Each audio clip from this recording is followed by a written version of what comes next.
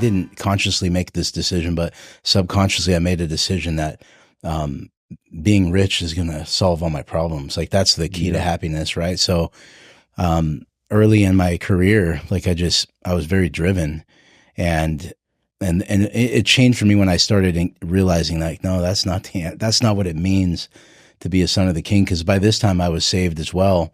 I was sober. I was running with some really great people, and I was just so confused about how to manage this whole beast of money. But it's such an important topic, Kris, because people don't talk about this stuff enough. You know, I'm in a very transparent community with the coaching, and the one that you're aware of with all my friends. So we actually do talk about our money, and it's a unique thing because there's not a lot of like he's doing better than me or he's doing worse than me, because like we're on an even playing field, and we're just trying to help each other, you know. But that's not normal, especially in the church. I mean, you have a lot more experience than I do, but from my experience in the church and what I hear from others, like that's just not something people talk about, which I think is to a lot of people's detriment. Yeah, sex and money, two things you don't talk about, you know, much. And you know, you said something that really reminded me of this. I've said this for probably 9 or 10 years.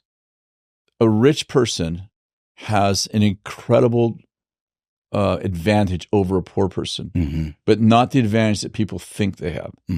Because a rich person knows that when they get rich, it doesn't solve their problem, and they're not happy. Right. But a poor person like you and me, we always think, if I had stuff, if I didn't have debt, if I had nice clothes, if I had a nice car, then I would like myself, and I would feel good about my life. And a rich person, not a wealthy person, a rich person knows that's not true. Yep. Because they make a ton of money and they're still miserable. Yep. And so the advantage that a rich person has over a poor person is pretty dramatic, because a poor person will spend their entire life chasing money, just sure that if they had the things that wealthy people have, that rich people have, that they would be happy. Yeah. But the rich person's already been there and knows it's not true. Yep.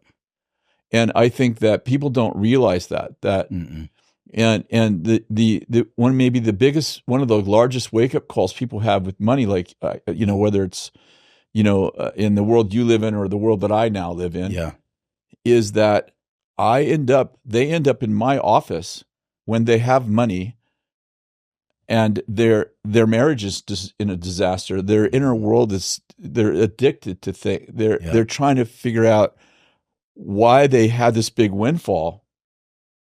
Maybe they sold their business for $10 million. Maybe they, you know, end up with a great idea that suddenly made, or they got this great job that gave them $500,000, you know, a year salary. And they did that for a few years, and now they're like, it's now the reality.